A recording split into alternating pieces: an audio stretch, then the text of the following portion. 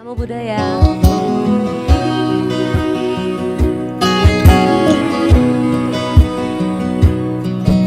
I see a cow sitting under a tree. I see no one, no sound asleep. So 1, 2, 3, I tiptoed, hoping that no one would ever know.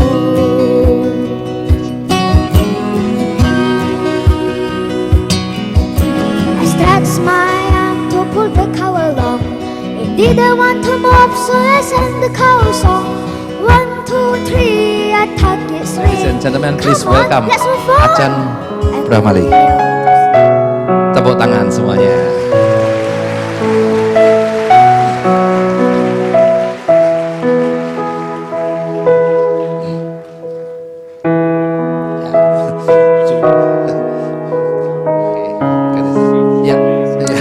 I have prepared many questions for you, Achan. Very difficult. Yeah. Very difficult. The most difficult is, okay. You come from sorry, bahasa Indonesia aja. You translate, gitu kan? Ya, kami sudah menyiapkan pertanyaan-pertanyaan sulit. Yeah, so I speak Indonesia.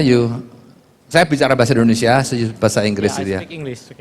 Oke. Lalu, ya negara Anda itu adalah negara yang tidak religius, biarpun romantis bahagia, tapi non religius gitu.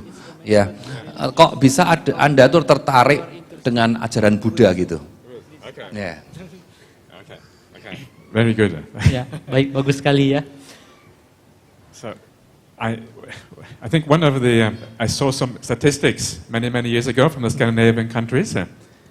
Saya melihat statistik dari negara-negara Skandinavia, yaitu Eropa Utara, beberapa tahun yang lalu. And this was a statistic of the high school students in Sweden. Dan ini adalah statistik dari anak-anak SMA di Swedia. And they say that Sweden is the most atheist country in the world, apparently. Dan mereka bilang bahwa Swedia itu adalah negara paling ateis di dunia saat ini. And so they asked all these students, these were about maybe 15 or 16 years older, and they asked these students, we know that you're all atheists, everybody's atheist, right? So we know you're all atheists, but if you had to choose a religion, what religion would you choose? Mereka mengadakan survei menanyakan ke para anak SMA ini umur 15-16 tahun. Mereka bilang, kami tahu Anda semua ini ateis, anak-anak ini. Tapi kalau Anda mesti memilih satu agama apa yang Anda pilih? And of course they said Buddhist, right? Dan tentu saja mereka bilang mereka pilih agama Buddha.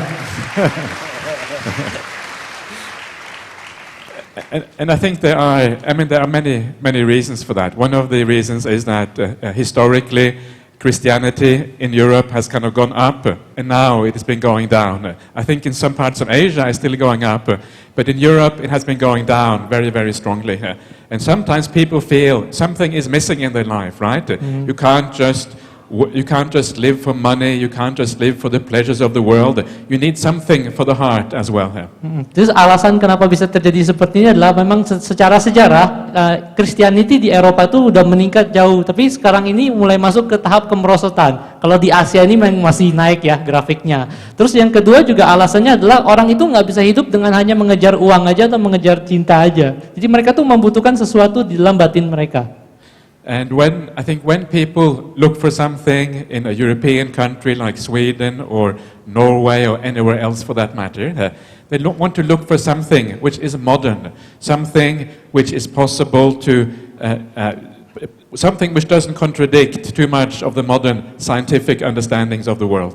Jadi kalau mereka mau mencari namanya spiritual di Eropa, mereka pasti mencari sesuatu yang modern dan tidak terlalu bertentangan sama namanya ilmu pengetahuan modern. And I think one of the things about the Buddhist teaching, it is a very flexible teaching because it is founded on certain very basic foundational principles. And because they are very basic principles, you can apply them in many different ways.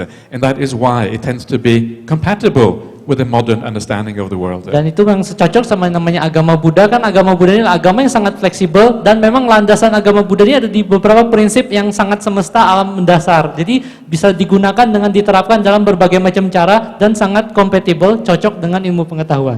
And it's a good, the wonderful thing about Buddhism, when the first thing you start to read about the Buddhist teachings, once you understand what it is all about, it's all about happiness, right? And of course, once you understand that the teaching is all about happiness, then it's a very natural and very easy to be drawn towards a teaching about happiness. Dan tentu saja kalau Anda udah mengenal namanya ajaran Buddha, tentu saja ajaran Buddha yang paling mendasar adalah tentang kebahagiaan. Jadi kalau orang tuh memang sangat mendambakan kebahagiaan dengan secara alami, mereka akan tertarik dengan ajaran Buddha. I remember when I first understood, when you read the Buddha's teaching, you think noble truth number one, suffering, right? But if you understand that properly, it also means the opposite. It also means happiness. I came to understand that in Buddhism. I realized this is a teaching that is all about what I am seeking in my own life. How can I not dedicate myself 100% to the Buddhist teaching here? Jadi waktu pertama kali saya baca juga tentang ajaran Buddha, biasanya kan kalau kita belajar ajaran Buddha, 4 kebenaran mulia yang pertama tuh hidup adalah duka kan, tapi juga artinya sebaliknya, justru bagaimana juga cara untuk mencapai sebaliknya dari duka itu, yaitu kebahagiaan. Nah makanya setelah saya mengetahui tentang ajaran Buddha ini, saya berkomitmen 100% untuk menjalani agama ini. Is that okay, Handaka? Happy? Yes, Happy? yes. Yeah. Ya, I'm very happy. Tepuk tangan lagi nih ya.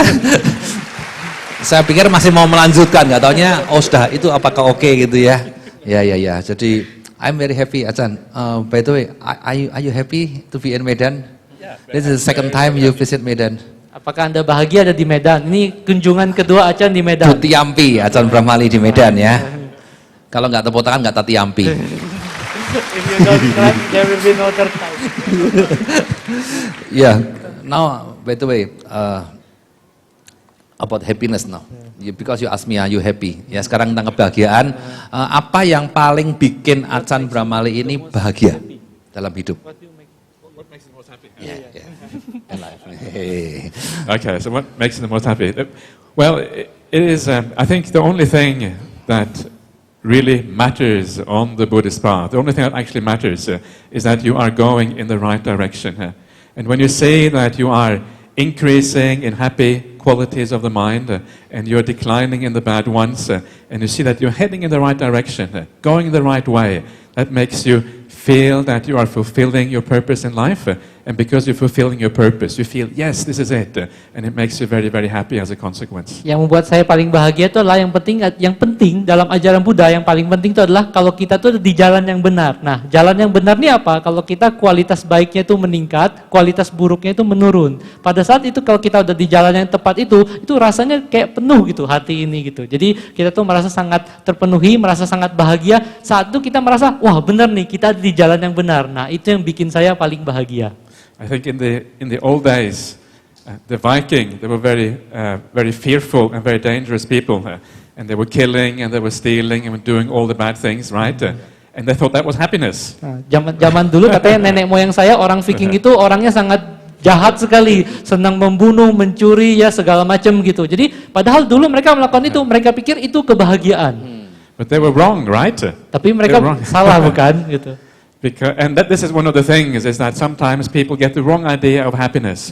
And if you move away from the violence, if you move away from all the stealing, all the bad things, and you have a good heart, that is when you feel happiness in the world. And notice that for yourself. Notice how you feel. One day you feel not so happy because maybe you are angry inside or whatever. But some days you feel that there is goodness inside of you. How do you feel when there's goodness inside of you? And then you understand that goodness and happiness are two sides of the same coin. Jadi banyak orang di dunia juga salah menganggap jalan yang salah itu sebagai kebahagiaan. Padahal yang sebenarnya kalau disebut dengan kebahagiaan itu adalah menjauh dari kekerasan, menjauh dari perbuatan yang salah. Anda bisa lihat ini dalam batin Anda sendiri. Jadi kalau Anda melakukan banyak perbuatan yang salah, misalnya suatu hari lagi diam-diam, lagi marah sama orang, itu rasanya tidak bahagia. Tapi kalau Anda sedang pelong begitu, nanti Anda merasa sangat bahagia sekali. Ini Anda bisa mengukur dengan diri Anda sendiri. Yeah. Oke. Wah, lembut gitu ya. Adem, nyes gitu ya. Sekarang saya balik pertanyaannya ya. Achan apakah masih bisa merasa sedih gitu ya? Beliau ini sudah 20 tahun menjadi biku, jadi sudah mahatera gitu ya. Wah, keren ya mahatera, tapi masih mau sudah latihan meditasi, ngajar meditasi, masih bisa merasa sedih enggak? Dan apa yang paling bikin sedih gitu ya? Very difficult. This is very difficult question. Difficult question. Yeah, susah nih. You have to be very, very high never to feel sad, right? It's very difficult never to feel sad. But I think what is the important thing is that as you go along, as you practice, you see that your mind is becoming less sad, right? More happy. That is the important thing here. The important thing is not to get to a point where you have no sadness at all. The important point is to move in the right direction here. Oke, jadi kalau orang udah nggak bisa merasa sedih itu tuh tingkatnya udah tinggi sekali gitu ya. Kalau yang penting bagi saya itu adalah kalau kita tetap bergerak tuh ke arah yang benar. Karena semakin kita bergerak ke arah yang benar, kita tuh makin lebih susah sedih gitu. Jadi makin bahagia, makin lebih susah sedih. Jadi menurut saya itu yang paling penting. Yeah, and just this morning, because you had the Wi-Fi at the hotel, Wi-Fi. so I was looking at some email. Yeah. And one of the emails I got was from a friend of mine who lives in the United States. And he said that another friend of mine, he was maybe my best friend at university here, he said that his wife had just committed suicide the same day, right, or the day before. Jadi seperti tadi pagi waktu saya lagi ngecek dengan bantuan wifi di hotel gitu ya, saya dapat beberapa email. Salah satunya dari teman paling baik saya waktu di universitas itu mengatakan bahwa istrinya baru melakukan bunuh diri. Gitu. And the reason why she committed suicide was because the son of the same friend of mine at university, he committed suicide 6 months ago, right? Jadi karena alasannya adalah karena putranya itu udah bunuh diri 6 bulan sebelumnya. So this is my friend. He has one son commit suicide, then the wife commits suicide, and everybody's saying, "Oh, it's terrible. It is so sad." Jadi setelah anaknya bunuh diri, nanti istrinya bunuh diri, jadi semua orang bilang, "Oh, kasihan sekali kamu, buruk sekali kamu." gitu. But because of my Buddhist understanding and Buddhist learning, it is not necessarily so sad. And this is the important thing. When I think about it, I feel sorry for him because he's not a Buddhist. But from my point of view as a Buddhist, this thing is not necessarily so bad. Kalau dari sudut pandang Buddhis, ini sebenarnya tidak harus sedih-sedih amat gitu, nggak harus jelek-jelek amat. Kalau teman-teman lain mungkin dari pandangan yang lain mungkin mengatakan ini jelek atau buruk. Tapi kalau dari agama Buddha ini tidak mesti suatu kejadian yang sedih. In Buddhism, it is not so much about whether you live or whether you die. This is not the most important thing. The most important thing is how you live your life. Yang di agama Buddha yang penting bukan hidup atau matinya, tapi bagaimana kamu hidup. Anda itu menjalani hidup. If you have lived a good life, if you have had a good heart, if you have done all the right things, and if you can look back and say, I'm satisfied, I'm content with how I live my life, then death is not such a sad thing here. Kalau Anda menjalani hidupnya dengan baik, Anda sudah melakukan semua perbuatan baik, melakukan semua hal yang benar, pada saat Anda mengilas balik dan mengatakan bahwa, oh ini udah bagus nih hidupku, aku ini puas, nah ini adalah hidup yang baik dalam pandangan ajaran Buddha. And these people that I know from Norway, these are very powerful people. The woman who took her life, who committed suicide, she was the boss of a big bank in Norway. Nah, jadi yang bunuh diri ini ternyata juga orang besar di Norwegia, itu adalah pemimpin bank besar di Norwegia. And still, they don't understand about life and death. So when somebody dies like this, what do? They write to me, say, please help, do something here. Dan mereka ini juga biarpun udah jadi orang besar begitu, masih belum mengerti persoalan hidup dan mati seperti ini. Jadi begitu mereka mengalami hal seperti ini, apa yang mereka lakukan, mereka tulis email ke Achan dan berkata, tolong saya mesti ngapain. And that is when I understand that I have understood something very valuable, something very important in life, that almost everybody else, even if they are at the top of society, even the presidents of the world, even the people in the world who have the highest positions within the financial world or whatever, they don't understand. But we as monks, we have this understanding. Dari email itu saya dapat pelajaran tertentu. Ternyata orang-orang besar, bahkan presiden company atau bahkan presiden dunia, orang-orang terpandang di dunia pun mereka nggak mengerti hal-hal seperti ini. Sedangkan kami para biku memahami tentang hidup dan mati ini, cara hidup, cara mati ini. So I feel so happy when I'm able to help people, right? And show them a different way of looking, a different way of thinking. And when they think in a different way, when they look in a different way, that sadness, that desperation, when somebody passes away, that sadness goes down a little bit. Jadi saya sangat senang bisa membantu orang-orang seperti mereka, sebab dengan cara saya membantu mereka adalah mengajarkan cara berpikir yang berbeda, pandangan yang berbeda. Sebab kalau kita mengubah cara pikir kita, cara pandang kita akan tidak merasa sedih, akan merasa bahagia. Yeah. So I think when we remember these things in life, when we remember anicca, things always being impermanent, it is very difficult to get really sad. But sometimes I forget, right? When I forget, that's when I get sad. If I don't forget, I'm okay. Jadi kalau kita seperti umat Buddha ini memahami namanya anicca, justru kita malahan jadinya tidak sedih. Tapi kalau kita lupa bahwa hidup ini anicca, saat itulah kadang-kadang kita merasa sedih. Ya, saya sekarang kok jadi tambah sedih gitu ya. Dengar cerita ini saya terpukau, tersentuh, terenyuh gitu, jadi disitulah saya merasa sedih gitu. Ya, oke. Jadi ngomong sedih-sedih lagi, Acan ini kan sangat terkenal dengan pengetahuan sutta ya, sutta bahasa Pali gitu. Pasti ngerti banget tentang riwayat hidup Buddha, ajaran Buddha gitu ya, sesuai dengan kanon Pali. Ya, saya mau tanya sama Acan sekarang dari cerita riwayat hidup Buddha yang paling menggugah atau paling menyentuh itu menurut Acan bagian mana? Which part of the Buddha life? Okay, thank you. That's a very nice question. And there are so many stories about the Buddha that are so inspiring and so beautiful. And one of the things that you realize about the Buddha when you read the early texts from the suttas, you realize he was a human being, just like us. Sometimes we elevate the Buddha too high. And when you elevate the Buddha too high, you say the Buddha is like a god, the Buddha is like a cosmic principle or whatever. Then you lose touch with the Buddha.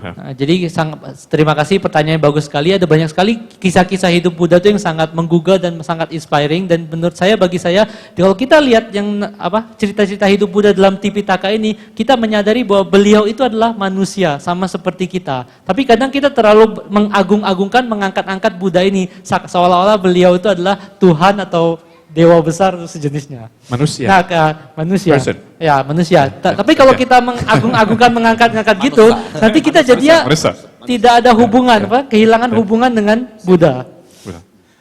And I think it is very, very important to remember this. It's extremely important to remember this because one of the things that the Buddha does in the suttas, he talks about his own life story, right? And he says in his life story, I meditate like this. I abandoned defilement like this. I had wrong view. I changed my view from wrong view to right view. So he talks about his life story, many, many, many different places. Why does he do that? And the reason why he does that is because he wants to inspire us, right? He wants to say, you should be doing the same thing that I was doing. Jadi sangat penting kita memahami Buddha itu manusia, karena kalau di Tipitaka, Buddha itu selalu kadang menceritakan tentang kehidupannya sendiri. Prakteknya gini, saya praktek seperti ini, saya melenyapkan kotoran batin seperti ini, saya mengubah pandangan salah menjadi pandangan benar seperti ini. Jadi beliau tuh berusaha mengatakan kepada Anda semua bahwa saya latihannya seperti ini, Anda juga bisa. Saya berusaha menginspirasi supaya Anda menjadi seperti saya. And this is only possible if the Buddha was human. We can only do what the Buddha was doing if he was human, and we are human beings too. If the Buddha is a god, if the Buddha is different, then his life story is irrelevant to us. Jadi ini hanya bisa dimungkinkan kalau Buddha itu manusia, dan kalau kita tuh manusia, kita juga bisa mengikuti teladan seperti Buddha. Tapi kalau Buddha itu Tuhan, itu dia beda sama kita nggak mungkin bisa mengikuti jejaknya Buddha.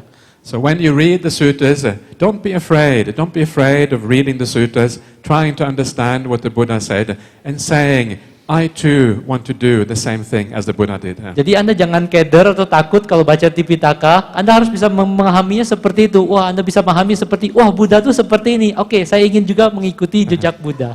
This is what I do, and it's very powerful, it's very beautiful. And I recommend you to do the same thing. Dan inilah yang saya lakukan, dan ini sangat kuat, mumpuni, dan sangat indah, dan saya rekomendasi Anda mengikuti jejak saya. Okay, now I will answer the question. Okay. Okay, the question is, what is the most favorite story? My favorite story is, there is a story, this is in the Vinaya Pitaka, and this is a story when the Buddha and Venerable Ananda was the Buddha's attendant, two of them were walking around the lodgings, the huts of the monks in the monastery. Oke, sekarang saya baru jawab pertanyaan Pak Moderator tadi. Apa cerita yang paling saya kenang dari ini, sutta ini adalah suatu ketika Buddha berjalan bersama Bante Ananda, pelayan Buddha, sedang melihat-lihat kuti-kuti para biku. So they go from hut to hut, from person to person, and then they come to this one place, and there's a monk who is lying down, and he is very, very sick, and he's so sick that he cannot move at all, and he has to go to the toilet right there on the floor. So there's excrement and urine everywhere. Jadi selagi Buddha meronda dari gubuk ke gubuk, ketemu biku ke biku, akhirnya mereka ketemu satu biku yang terbaring, dan karena biku ini sangat sakit, benar-benar nggak berdaya, dia sampai terpaksa buang air besar, buang air kecil di sana juga. Jadi terbaring di buang air besar, buang air kecilnya sendiri. He has dysentery, right? Very dirty. Dan Very waktu dirty, itu yeah. terkena penyakit disentri dan kondisinya sangat kotor sekali. And then the Buddha says, why is it that nobody is looking after this monk? Lalu Buddha bertanya, kenapa nggak ada biku lain yang merawat biku yang ini? And the monks say, the reason is because he doesn't do anything for anybody else. That's why we don't look after him. Dan para biku menjawab, karena biku ini nggak ada manfaatnya, dia nggak kerja apa-apa buat yang lain, makanya kita nggak rawat sama dia. And then the Buddha says to Venerable Ananda, come Ananda, the two of us, the Buddha and Ananda, we will clean up and sort out this monk. Lalu Buddha berkata kepada biku Ananda, mari Ananda kita rawat dan bersihkan biku ini. So the Buddha and Ananda together get the water, clean the monk, dry him, put on some nice clothes and put him in bed. Lalu Buddha dan Ananda sama-sama ini ya memandikannya, terus mengeringkan, memakaikan baju yang jubah yang bagus dan menaruhnya di ranjang yang bersih. This is the Buddha, right? The Buddha cleaning somebody who is sick. It's filthy, it's dirty. Excrement, urine, all these things. The Buddha is there cleaning. Isn't that amazing? Jadi ini adalah Buddha sendiri loh yang melakukan loh, yang merawat, membersihkan kotoran, kencing dan segala macam, dan ini benar-benar menginspirasi dan menyentuh hati. So this is to me the real Buddha. Somebody who has very profound compassion. Somebody who is down to earth. Somebody who's not afraid to get his hands dirty. But somebody who actually cares for the monks and the people around him. Jadi bagi saya inilah Buddha yang sejati, orangnya membumi, merakyat ya kalau bahasa kita ya, benar-benar peduli, mau tangannya kotor dan benar-benar mau welas asih untuk membantu orang lain yang membutuhkan. And then after he has finished cleaning this monk, then he says to all the monks in that monastery, he says, monks, you have no mother and father. You have to look after each other.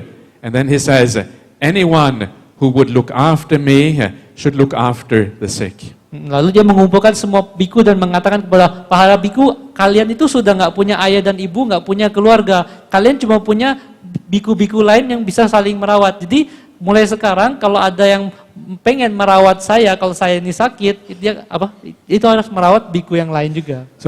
Barang siapa merawat biku yang sakit, dia itu seperti merawat Buddha atau merawat saya. Yeah. So this is how I recommend that you remember the Buddha. Don't think about the Buddha as some kind of God very high up. Think about the Buddha, the person who has the biggest heart, the most beautiful compassion, and the most deepest wisdom of all. That is how you should remember the Buddha. Jadi itulah cara saya merekomendasikan bagaimana Anda mengenang Buddha lah sebagai manusia, dan manusia yang punya hati yang paling besar dengan kewelasan yang paling tinggi. Nah itulah cara saya merekomendasikan Anda tuh untuk mengingat Buddha itu siapa. Terima kasih Achan. Thank you. Ya. Jadi menyentuh, membumi tadi ya. Tapi gini Achan, kalau ngomong masalah pencerahan Buddha, ya, kan ini sesuatu yang memang divine begitu, yang tinggi begitu ya. Jadi kalau bagaimana menerjemahkan pencerahan dalam bahasa yang membumi sehari-hari gitu.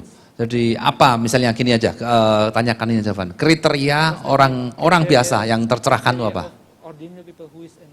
Ya, bukan Buddha, tapi orang biasa aja, like you and me lah gitu ya.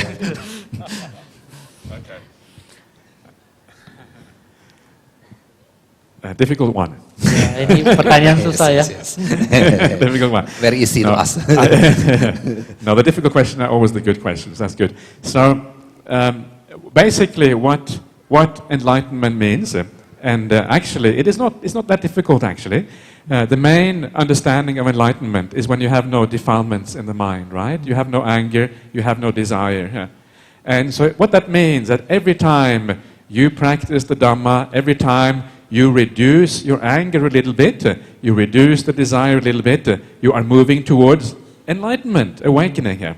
Jadi makna dari pencerahan itu sebenarnya tidak susah-susah amat. Yang namanya pencerahan itu adalah namanya bebas dari nafsu, bebas dari kebencian atau kemarahan. Jadi kalau Anda melakukan praktek dharma ini, kalau Anda makin berkurang kemarahannya, berkurang keinginan atau nafsunya, Anda tuh sudah bergerak ke jalan yang tepat, sedikit demi sedikit lama-lama mencapai pencerahan itu. Yeah, so every time you can see that.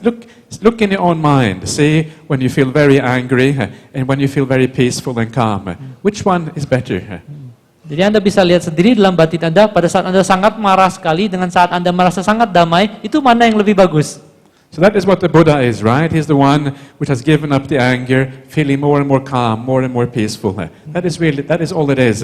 Until you come to the point when you give up the anger and the desire 100%. Jadi itulah yang disebut dengan Buddha, adalah orang yang meninggalkan kemarahan, lalu lebih memilih kedamaian dan makin damai, sampai ke satu titik di mana Anda 100% damai, udah meninggalkan kemarahan sepenuhnya. That is one way of understanding. Another way of understanding is to understand that awakening or enlightenment in Buddhism is about happiness.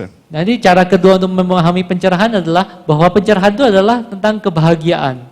Sometimes people think, oh, enlightenment is very scary, right? I have to give up my sense of self. What will I be? What will happen if I get enlightened? Jadi kadang-kadang orang merasa takut terhadap pencerahan. Sebab katanya konon pencerahan itu harus meninggalkan ego atau sensasi diri ini. Kalau diri saya lenyap, nanti saya sisanya apa? Jadi makanya orang takut dengan pencerahan. But it is not frightening at all. It is the best experience you can have, right? It's when you attain the highest possible happiness in the world. Is there anybody here who doesn't want the highest happiness? Anyone doesn't want highest happiness?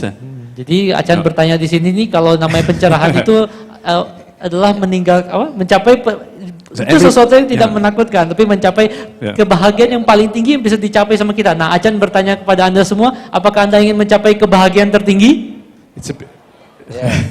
Okay, good. Plus one, you want highest happiness? Yeah. Okay. So everybody wants the highest happiness. This is what awakening is, the highest happiness that you can possibly reach as a human being. Jadi So it's a beautiful thing. Disebut dengan bangun atau pencerahannya adalah kebahagiaan tertinggi yang bisa dicapai sebagai manusia. Inilah yang namanya pencerahan itu. And you can understand that if you look inside your heart and you see anger going down, desire going down, happiness going up, right? You can see the connection between defilement and happiness. Jadi kalau Anda bisa menilik dengan dalam batinnya sendiri, kalau namanya kemarahan makin turun, nafsu makin turun, itu artinya namanya kotoran batin juga makin turun. Itu namanya Anda makin bahagia. Anda bisa lihat hubungan antara kebahagiaan dengan kotoran batin ini. So now all you have to do now is to shave your head and put on the robe, and then you'll be okay. Nah, jadi sekarang yang tinggal lakukan cuma cukur kepala pakai jubah. Nah, sekarang jadi Anda oke semua nanti. Thank you, Acan. Okay, last question from me. Pertanyaan terakhir ya. Jadi tema dari roadshow ini kan cinta kasih tanpa pilih kasih. Ya. Jadi ini nyambung dengan Norwegia. Norwegia itu juga tadi belum saya sebutkan adalah negara yang nomor 1 dalam hal memberlakukan hukum anti diskriminasi. Ya, non-discrimination law gitu, yang terkenal sebagai. Jadi di sana tuh tidak ada diskriminasi, pilih kasih itu tidak ada. Bahkan untuk pernikahan sesama seks pun ya, gay, lesbian segala macam itu di sana diakui secara legal begitu ya.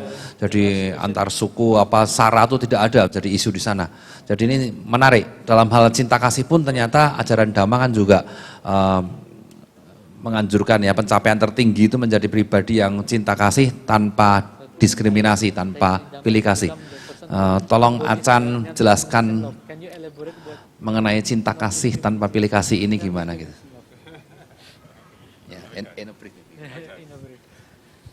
Okay, so I think the most important thing to understand about non-discrimination love is to remember that every human being is basically the same.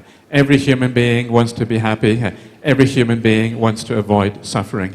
Jadi yang paling penting kalau kita memahami namanya cinta kasih tanpa pilih kasih ini ya Bapak Ibu adalah memahami bahwa semua manusia itu sebenarnya sama. Mereka ingin bahagia dan ingin menghindari penderitaan. And for example, you can take people who are homosexual or gay, you can take those people, and they have been discriminated in everywhere in the world. They have been discriminated for thousands and thousands of years. Contohnya para kaum gay atau lesbian begitu ya, mereka sudah mengalami banyak diskriminasi selama ribuan tahun di seluruh dunia.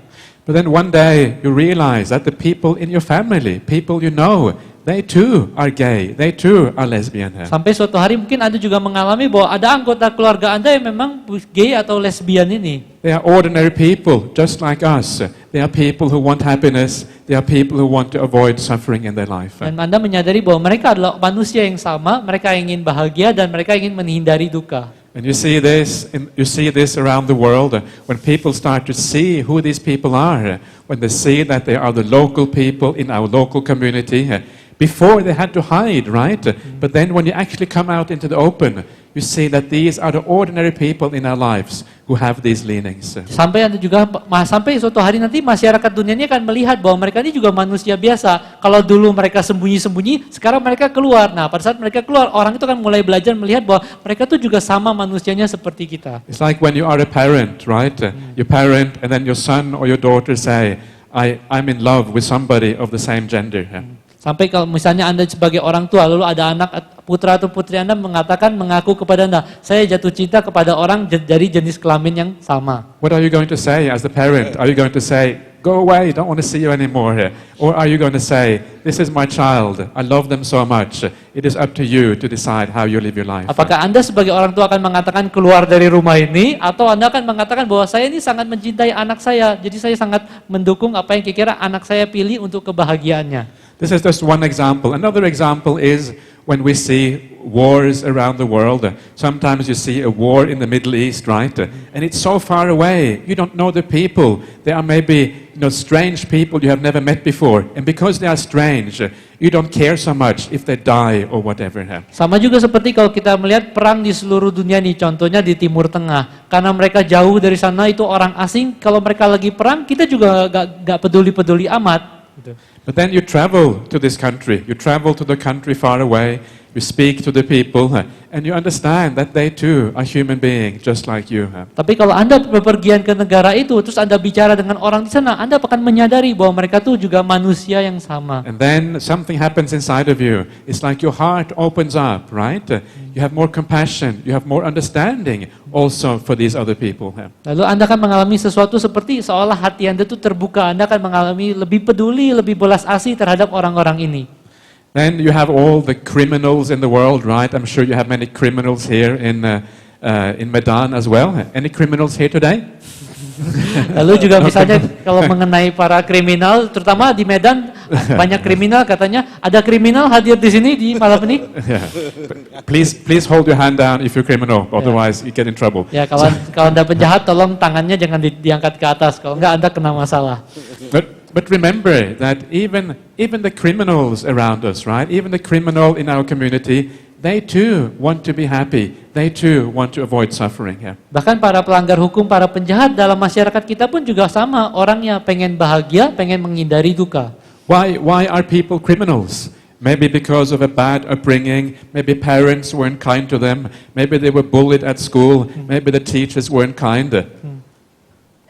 Kenapa orang bisa jadi kriminal? Mungkin karena mereka dibesarkan dengan cara yang salah, orang tuanya tidak ramah dengan mereka, atau mereka ditindas, dibully di sekolah, atau guru-guru tidak ramah terhadap mereka. And once you understand, understanding is the key to be able to have non-discriminating love. Saat Anda benar-benar memahami para mereka ini, pada saat itu Anda memiliki kunci untuk bisa memiliki cinta kasih tanpa pilih kasih. If somebody does something bad, if somebody is a criminal, if somebody steals or kills somebody else, who are they hurting the most? Jadi kalau seorang itu namanya kriminal itu melakukan perbuatan yang buruk, mencuri atau membunuh, sebenarnya orang yang paling mereka lukai itu siapa? They're hurting themselves the most. Mereka paling melukai diri mereka sendiri. And anybody who is hurts themselves, they are deluded. They don't understand what is going on. Dan siapapun yang melukai diri mereka sendiri, mereka tuh gelap batin. Mereka tidak mengerti apa yang sebenarnya sedang terjadi. Then you can have compassion, then you can forgive, then you can have undiscriminating love. Kalau Anda memahami mereka seperti itu, saat itulah Anda bisa memiliki pemahaman, Anda bisa memaafkan mereka, saat itulah Anda memiliki cinta kasih tanpa pilih kasih. So Buddhism in the modern world. Agama Buddha di zaman modern ya.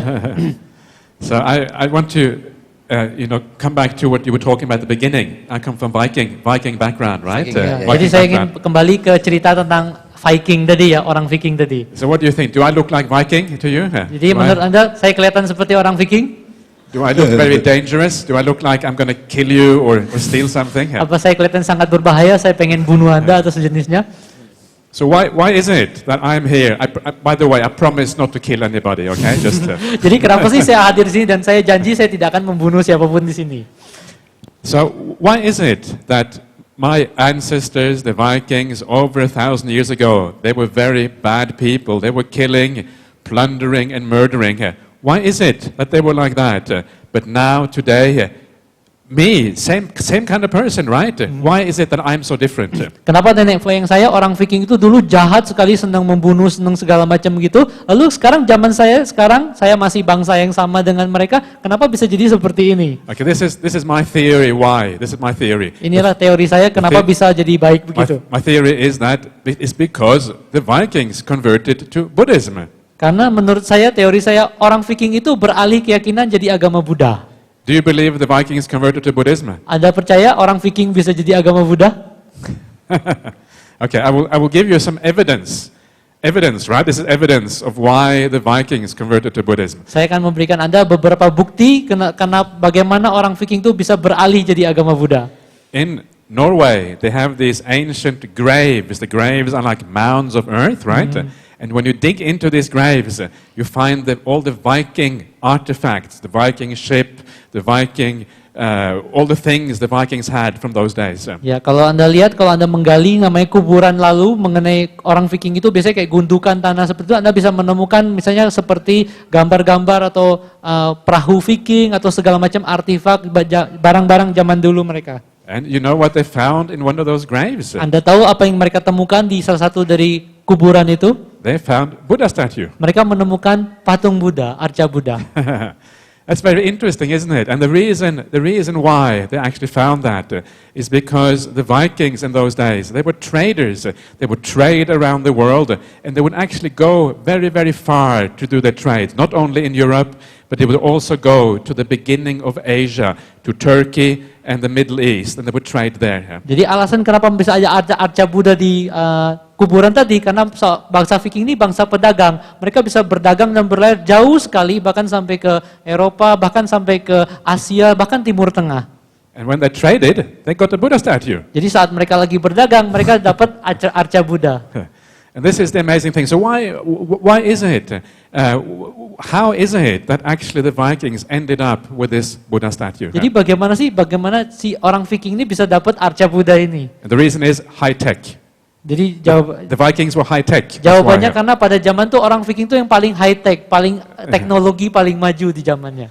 And the reason why the Vikings were high tech is because in those days, some of the best ships in the world, the ocean-going ships, were owned by the Vikings. Karena zaman dulu tuh perahu paling canggih itu yang dimiliki pasti punya orang Viking. So the reason why the Vikings got converted to Buddhism was because of high tech. Jadi alasan kenapa orang Viking bisa jadi agama Buddha itu karena teknologi maju. Right? So there is a precedent. So what that means is that today, just like the Vikings, the reason they had some Buddhist artifacts in those days, in the same way, in the modern world, we should also use the technology, use the high tech to help us promote the Buddhist teachings. Jadi sama juga dengan orang Viking dulu menggunakan teknologi tinggi sampai dapat arca Buddha jadi agama Buddha, sama juga kita di zaman sekarang kita harus memanfaatkan teknologi maju untuk menyebarkan Buddha Dharma. And then you can see the same change happening, right? The same change happening, somebody being very wild and then becoming very peaceful and nice afterwards. Lalu Anda akan melihat perubahan yang sama, misalnya sosok orang nih sedulunya sangat kasar, sangat liar, akan menjadi orang yang sangat lembut dan bijaksana. So this is the first thing about Buddhism in the modern world. It is so important that we use those things that are available to us,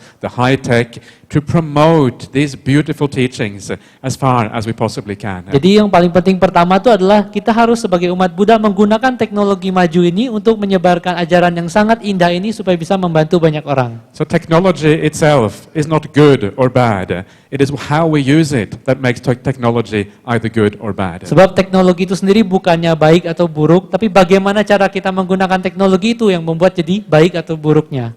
So when you use technology, when you use the internet, when you use your mobile phone, it is not in itself either good or bad. It is how you use it that decides whether it's good or bad. Jadi misalnya Anda menggunakan handphone Anda atau smartphone Anda, itu sendiri bukan baik atau buruk, tapi bagaimana cara Anda menggunakannya itu yang baik atau buruk. There are so many bad ways of using the internet, right? Ya, ada begitu banyak kan cara yang buruk untuk menggunakan internet. So how do you know what is good and what is bad? Jadi bagaimana Anda bisa tahu mana yang baik, mana yang buruk? And the way that you know, there's a very simple way of knowing if anything in life is good or bad. And the way to know is that if you use it in such a way, if you use technology in such a way that it increases the good qualities in you and declines the bad qualities, then you are using technology in the right way. Jadi ada cara untuk mengetahui apakah Anda sudah pakai dengan baik atau tidak dengan cara kalau Anda menggunakan teknologi sedemikian rupa sehingga kualitas baik Anda meningkat, kualitas buruk Anda menurun, itu artinya Anda sudah menggunakannya dengan cara yang benar. It's a very simple teaching, but a very powerful teaching. It is not my teaching. This is how the Buddha taught. Dan ini adalah ajaran yang sangat sederhana, ajaran yang sangat manjur dan mumpuni. Ini bukan ajaran saya, tapi adalah ajaran Buddha. Yeah. So this is very simple, right? But it's so obvious when you think about it. Dan ini merupakan hal yang sangat sederhana dan sangat nyata dan jelas kalau Anda pikirkan. So this is the good thing about the modern world, right? You can teach so many people these days, and this is one of the reasons why people like Ajahn Brahm is so popular, because he can give teaching in one place, and 500,000 people around the world can listen to his talk. Dan ini adalah sesuatu dari mukjizat dan hal yang bagus dari zaman modern ini penyebabnya juga kayak kenapa banyak biku termasuk Ajahn Brahm itu bisa jadi sangat populer. Ajahn Brahm lagi di sini, lagi ceramah, tahu-tahu 500,000 orang bisa nonton dari belahan bumi lain. So it's a wonderful thing, right? If you are a Dhamma teacher, the reason why you teach the Dhamma is because you want to reach out to people. You want to tell them this wonderful, beautiful message of the Buddha's teaching.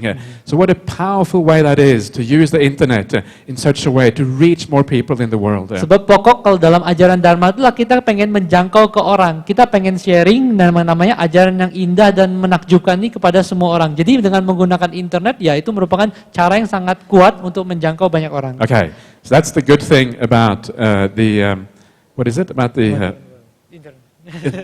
about the modern world there. So that's the good thing about the modern world there. What about the bad things about the modern world? This is the first bad thing about the modern world. The first bad thing is I often think that we can often be too conceited in the modern world. Jadi itu hal yang baik tentang zaman modern ini, tapi kalau mengenai hal-hal yang buruk di zaman modern ini lah kadang-kadang kita bisa merasa jadi terlalu sombong. We often think that we are so advanced, we think that we are so powerful, we think that we have all the understanding in science and all these kind of things. It's very easy to get arrogant and conceited. Jadi kita merasa kita udah sangat kuat, so kita merasa sangat maju, sangat canggih, sampai kita kadang-kadang merasa bahwa kita udah memiliki semua pemahaman tentang ilmu pengetahuan ini, sehingga jadi sombong. And when you get too arrogant and conceited, you think that you know better. We know more than they knew at the time of the Buddha. And because we know more, we can throw out all the knowledge from the time of the Buddha and we can just follow our own ways. Jadi karena kita merasa terlalu sombong, jadi kita merasa bahwa kita lebih tahu kok jauh lebih banyak dibanding zaman Buddha dulu. Jadi mereka merasa bahwa kita bisa buang aja tuh ajaran-ajaran di zaman Buddha dahulu dan mengikuti cara kami sendiri. But we have to be very careful with that because knowing technology, understanding scientific truth is one thing, but understanding the heart, understanding the mind, deep meditation is something very, very different. Tapi kita juga harus memahami bahwa sebenarnya memahami tentang kemajuan teknologi, memahami tentang kebenaran secara sains, itu satu hal. Tapi memahami tentang hati, memahami tentang meditasi mendalam, itu hal yang lain, berbeda. And I think the society at the time of the Buddha was much better for doing meditation practice and for understanding the heart and the mind. Dan menurut saya memang zaman Buddha dulu masyarakatnya itu memang lebih cocok untuk belajar meditasi atau mengembangkan hati seperti ajaran Buddha. So please don't be too arrogant. Please don't be too conceited. Be humble. humility is a sign of a wise person. Jadi tolong jangan terlalu sombong, terlalu angkuh, jadilah rendah hati, sebab namanya kerendahan hati itu adalah pertanda orang bijaksana. I see this often, especially in the West. Not all Westerners, but sometimes Westerners can be very arrogant, and they can say, this is the Buddha's teaching, I like this part, I don't like that part, so I'll just throw it out. Seperti saya lihat nih banyak kan kepada orang bule, sebab orang bule itu kan kadang-kadang merasa sangat sombong. Jadi mereka lihat bahwa, oh ajaran Buddha itu ada yang ini dan itu, yang ini saya senang, yang ini saya tidak senang. Jadi yang itu saya buang. But sometimes, because you're not wise enough, because you haven't got enough wisdom, you throw out those things that are central and core teachings of the Buddha. Tapi karena mereka tidak bijaksana dan pemahamannya belum sempurna, yang mereka buang itu justru ajaran Buddha yang inti dan pokok. And a classic, a typical example now in the Western world is people, they say that rebirth is nonsense. We don't believe in rebirth. It's just superstition. So we will practice the Dhamma without rebirth. Seperti contohnya di zaman modern ini banyak orang mengatakan bahwa yang di ajaran Buddha ini ada namanya kelahiran ulang atau reinkarnasi. Yang ini nonsense, omong kosong. Jadi kami buang yang bagian kelahiran ulangnya, kami jalanin ajaran Buddha tanpa kelahiran ulang. But if you understand the teachings of the Buddha, you understand that the idea of rebirth is absolutely central to the Buddha's teachings. Tapi kalau Anda mempelajari ajaran Buddha, Anda akan menyadari bahwa gagasan tentang kelahiran ulang atau reinkarnasi ini adalah ajaran pokok bagi ajaran Buddha ini. In the Four Noble Truths, it says second noble truth talks about rebirth. Dalam 4 kebenaran mulia yang kedua itu membicarakan tentang kelahiran ulang. Dependent origination is about rebirth. Paticca Samuppada atau musabab saling bergantung itu menjelaskan tentang kelahiran ulang. The purpose, the goal of living the monastic, living the holy life is to end rebirth. Tujuan dari menjalani hidup kebikuan atau meninggalkan keduniaan itulah mengakhiri kelahiran ulang. If you take rebirth out of Buddhism, you don't have Buddhism anymore, you have something else. Kalau Anda mencabut gagasan kelahiran ulang dari agama Buddha, Anda tidak punya agama Buddha lagi, itu jadi lain. Something very shallow, something not very profound. Itu adalah menjadi sesuatu ajaran yang sangat dangkal atau cetek dan bukan mendalam lagi. Yeah. So this is the first thing that we have to be very careful in our lives, to be humble, to understand the limitations of our own understanding. And again, if you are humble, then that is also a sign of wisdom. Jadi itu yang harus kita waspadai adalah jangan jadi orang yang sombong, kita harus berendah hati dan menyadari keterbatasan kita sebagai manusia untuk memahami. Sehingga dengan gitu kita bisa jadi orang yang bijaksana. Okay, so that is the first thing I want to talk about. This is the first problem with modern Buddhism. We can be too arrogant sometimes. Jadi ini yang masalah pertama ya, kadang kita bisa jadi terlalu sombong sebagai umat Buddha di zaman modern. The second thing, how many minutes left, Andika?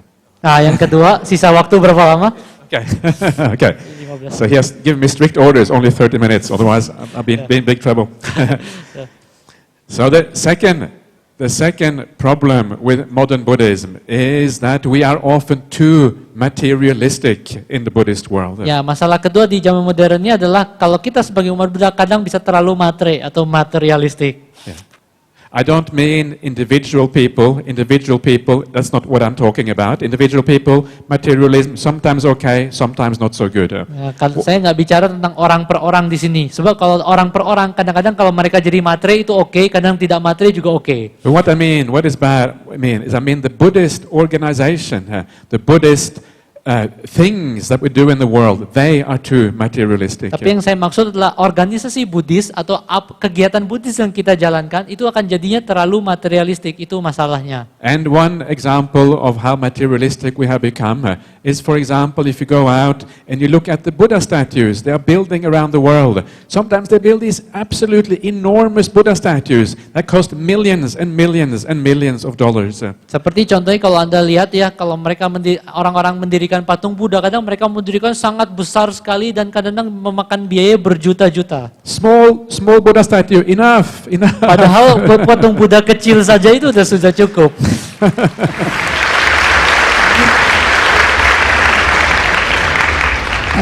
At the time of the Buddha, after the time of the Buddha, 300 years, no Buddha statue at all. Pada zaman Buddha, terus sampai 300 tahun setelah Buddha mangkat, itu tidak ada yang namanya patung Buddha. And that is when Buddhism was the most powerful, right? Pada saat itulah justru itu Buddhis zaman paling berjaya. So we have to be very careful with these things. This is one example. Another example that many of you will know about who have been to India. When you go to India, I was there just in January, just recently, and you go to the Mahabodhi temple, the most holy place in all of India. When you go there now, they have put gold at the top of the Mahabodhi temple. Nah, seperti juga ini salah satu contohnya. Termasuk kemarin bulan Januari saya pernah pergi ke India dan pergi ke Mahabodhi Temple, itu tempat Buddha mencapai pencerahan di sana, tempat paling suci dalam ziarah agama Buddha. Dan baru-baru ini mereka memasang atap berlapis emas di kuil Mahabodhi itu. This is one of the poorest places in the world. People are incredibly poor. They are begging in the streets. It's a very, very difficult society.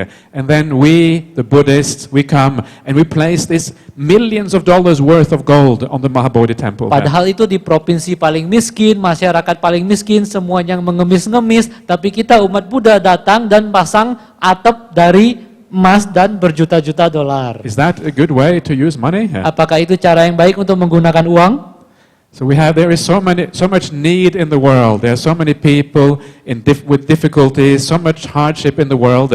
There are so many better ways of using money than to put gold on a temple like that. Jadi ada begitu banyak orang membutuhkan di dunia, begitu banyak orang yang cara yang lebih baik untuk menggunakan dana dan dibanding hanya menggunakan melapisi atap dengan emas. I feel embarrassed of being a Buddhist. When I go to Bodh Gaya, I feel embarrassed. I don't want to be part of this. Saat saya ke Bodh Gaya, saya malah malu jadi umat Buddha. Wah, kalau saya umat Buddha, saya nggak mau ada urusannya ikut campur dengan yang seperti ini. So this is another example. A third example is the temples that we are building around the world. Enormous temples everywhere. Ya, seperti juga contoh ketiga adalah wihara. Kita bangun wihara besar-besar, bagus-bagus di seluruh dunia. Again, once more, there are better ways of spending money than just building enormous temples that often are not used properly by people. Jadi ada cara lain daripada mengbangun wihara yang besar sekali tapi tidak dimanfaatkan dengan baik oleh banyak orang.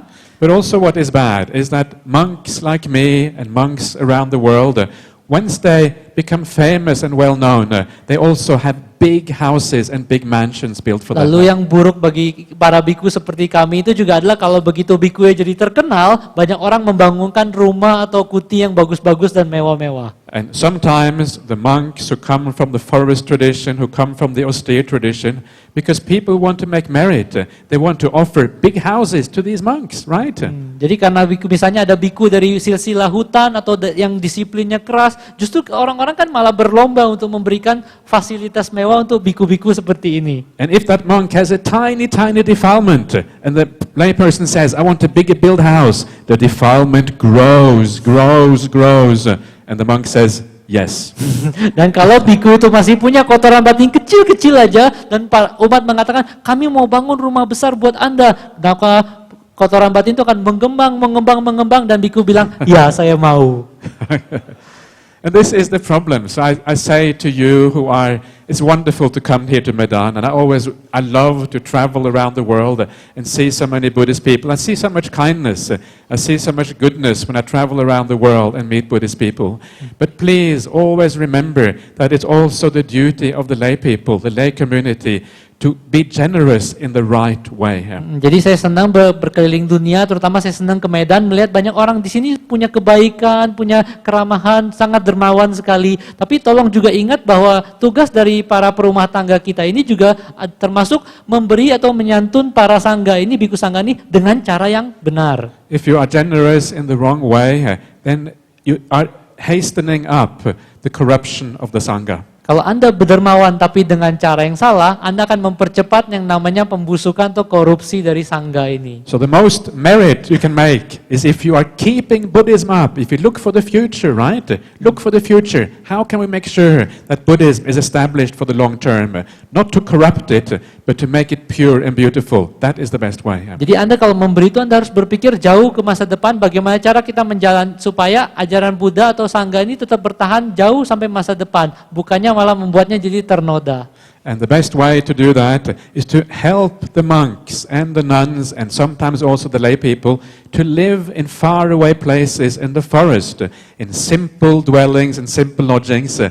Then you are doing the right thing. Dan kadang salah satu cara paling tepat untuk melakukan hal itu adalah dengan cara memastikan supaya para biku atau biku atau bikuni atau bahkan perumah tangga pun bisa tinggal di tempat yang jauh, di hutan, dalam gubuk-gubuk yang sederhana dan melakukan meditasi. Itulah satu cara yang paling bagus. I have met some of the forest monks in my life, and some of those forest monks are so incredibly inspiring and beautiful people. Saya telah bertemu dengan banyak para biku hutan dalam hidup saya dan mereka adalah orang-orang yang sangat menggugah, sangat sederhana dan sangat kuat. One of the famous monks, this is a monk in Sri Lanka. He was born in Germany originally. Dan ini salah satunya adalah seorang biku yang tinggalnya di Sri Lanka, tapi aslinya berasal dari Jerman. And he has died. He died a few years ago, but he was very famous. Many people say that he was an arahant. Dan beliau ini meninggal beberapa tahun yang lalu dan banyak orang mengatakan bahwa beliau ini seorang arahat. When he ordained, the first 10 years of his life as a monk, all he did was study the suttas of the Buddha. Nah, dari sejak dia dihabiskan selama 10 tahun pertama kebikuan, yang beliau lakukan hanya belajar sutta. And after he had understood the suttas, he started wandering around Sri Lanka, never stopping for long, stopping for a short time when he found a good place to meditate, staying there for a few days, then moving on, finding another nice place to meditate, always moving around. Dan beliau sejak saat itu beliau selalu berkelana, selalu berpindah-pindah, hanya tinggal beberapa hari satu tempat, kalau ketemu tempat meditasinya enak. Begitu sesudah itu langsung berkelana lagi, cuma tinggal sampai ketemu tempat meditasi dan terus sampai akhir hayatnya. This is like the original practice of the time of the Buddha, right? You're always wandering around, finding a nice place to meditate, stopping to meditate, and then wandering again. Dan ini persis seperti pada zaman Buddha dulu, praktek zaman Buddha dulu. Selalu berkelana, mengembara, hanya stop beberapa hari untuk bermeditasi. Lalu berkelana lagi. And one day, one of his lay disciples went up to him, and this monk, he was walking towards a crossroad. The road was dividing left and right. Lalu suatu hari seorang perumah tangga mendekati biku ini waktu lagi ada di persimpangan. So this lay disciple, he wanted to do some offering or something to this monk. So he asked the monk, when you get to the crossroad, are you going to go left or are you going to go right? Lalu perumah tangga ini ingin memberikan sesuatu ke biku ini. Jadi tanyanya caranya seperti ini. Kalau Anda nyampe persimpangan nanti, Anda bakal belok kiri atau belok kanan? And he said, I will decide when I get there. Lalu biku itu berkata, saya bakal putuskan kalau saya udah nyampe sana. Right? Never decide anything in advance. Always act on the spur of the moment. Jadi beliau mengatakan bahwa jangan pernah memutuskan sesuatu direncanakan sebelumnya. Pada saat momennya memutuskan itu baru putuskan.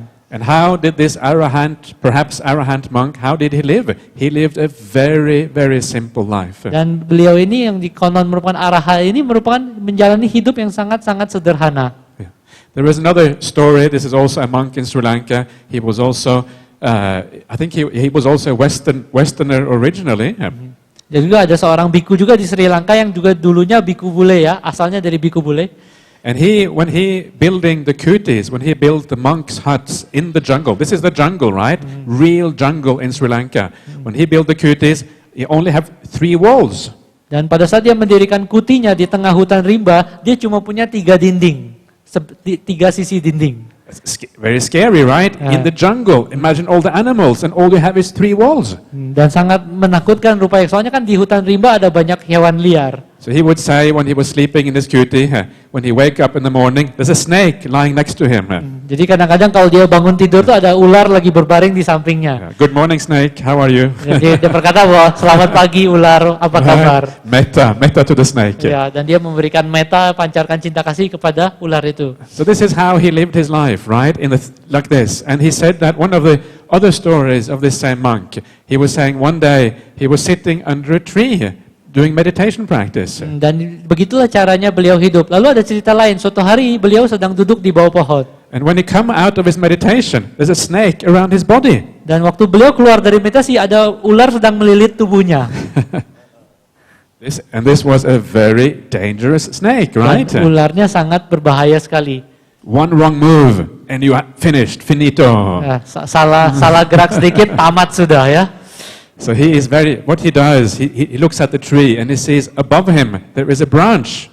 Lalu yang dia lakukanlah dia nengok ke atas dan di atas itu ada ranting. So very, very slowly, he puts up his hand, very, very, very, very slowly, and holds on to the branch. Lalu dengan pelan-pelan, lambat-lambat dia angkat tangannya sampai dia pegang cabang atau ranting itu. And then eventually the snake crawls up the arm, crawls up the arm, Lalu onto the pelan-pelan branch. yang namanya ular itu merayap ke atas sampai ke dahan tadi. They were, Habis itu baru. so he was very happy when the snake understood what he wanted it to do. Ya dia sebenarnya bahagia kalau ularnya ngerti ya apa yang dia pengen. So these are the stories. These are the real forest monks, right? The monks who practice in this way, the monks who they're not really in danger because they have so much metta and compassion. They have so much peace. They know how to react in the difficult situation. Nah, jadi inilah cerita-cerita tentang biku hutan yang sejati. Jadi mereka tuh sebenarnya nggak bahaya-bahaya amat karena mereka benar-benar memancarkan metta. Jadi tidak kena masalah seperti And itu. because we are talking about Buddhism in the modern world, remember, one of the important things in the Mahaparinibbana Sutta, the Buddha says there are 7 things that will make sure that Buddhism is strong in the future. Lalu kalau kita bicara soal zaman modern, ingat bahwa dalam Mahaparinibbana Sutta, Buddha mengatakan bahwa ada 7 hal yang akan menyebabkan agama Buddha ini tetap kuat di masa depan. And one of those 7 things is monks living in the forest. Dan salah satu dari 7 hal itu disebut adalah syaratnya para biku tetap tinggal di hutan.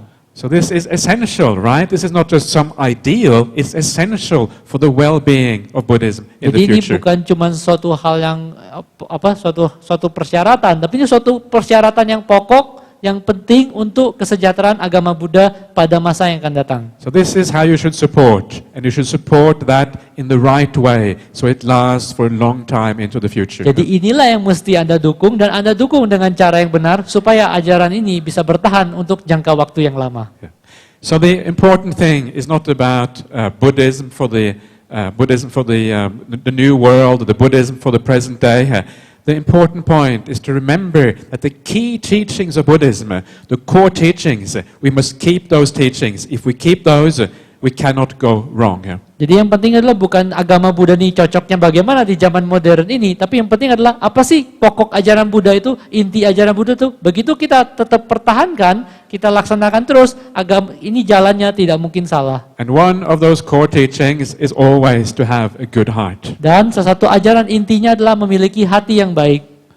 And to have a good heart, sometimes you have to inspire yourself to have a good heart. I want to inspire all of you to have as good a heart as you possibly can. Dan untuk memiliki hati yang baik, kadang kita harus menggugah diri sendiri supaya kita punya hati yang sebaik mungkin. Saya juga ingin menggugah Anda semua supaya hati Anda sebaik yang bisa Anda sebaik mungkin. And you all know what it means to have a good heart. You all know what the right action is. You all know what the bad action is. You know what the right speech is. You know what the wrong speech is. Anda tahu yang namanya baik dan buruk itu apa, perbuatan baik seperti apa, perbuatan buruk seperti apa, ucapan baik seperti apa, ucapan buruk seperti apa. So what you have to do now is inspire yourself to do those things, right? Jadi yang tersisa cuma tinggal menggugah atau menginspirasi diri Anda untuk menjadi seperti itu. And sometimes I hear some very beautiful stories about what Buddhist people do in the world. Not only Buddhist people, any people for that matter. I hear some very nice and beautiful stories what people do. Kadang-kadang saya juga mendengar banyak yang dilakukan oleh umat Buddha atau bahkan orang-orang di seluruh penjuru dunia ini melakukan hal yang sangat menyentuh.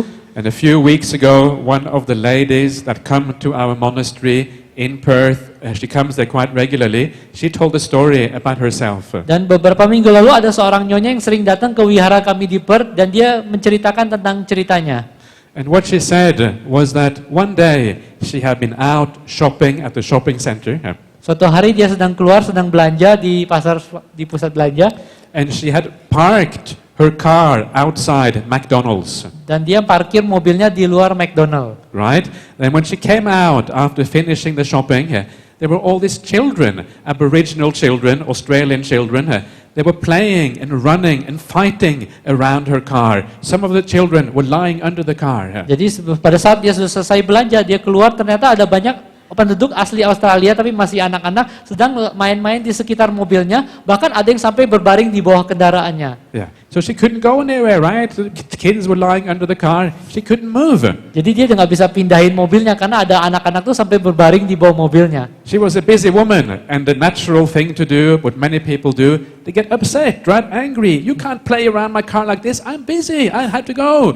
Go away. You don't mess around. Jadi dia perempuan yang sibuk. Jadi kadang-kadang reaksi awal kita sebagai orang tuh juga mengatakan bahwa kalian nggak boleh dong main di sekitar mobil saya seperti ini. Saya mau sibuk, saya mau pindahin mobil, saya mau buru-buru. But she is a very beautiful woman with a very, very beautiful heart.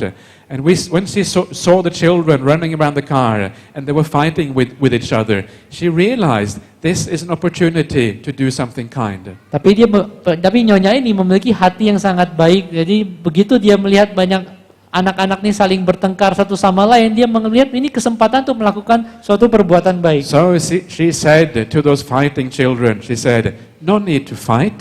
Come with me. I will take you inside and buy you a burger for every one of you." Dan dia bilang, jangan anak-anak kalian tidak usah berkelahi. Sini saya bawa masuk ke dalam, saya akan belikan satu orang satu burger. And then they all had a burger, they all had a nice drink, and everybody was so happy and friendly afterwards. Lalu setelah itu mereka dapat semua burgernya, semua makan sama-sama, dan mereka semua kelihatannya saling ramah, nggak lagi bertengkar. Isn't that a beautiful story? Bukankah itu cerita yang indah?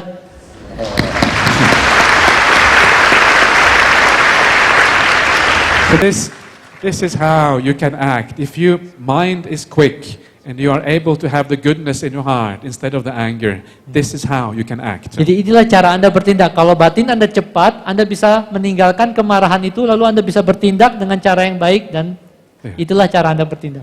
Can I tell one more story? Kalau boleh, Acan cerita satu hal lagi. You have to tell me when to stop, Handaka. You're the boss. I'm just the slave here. Ya, tolong.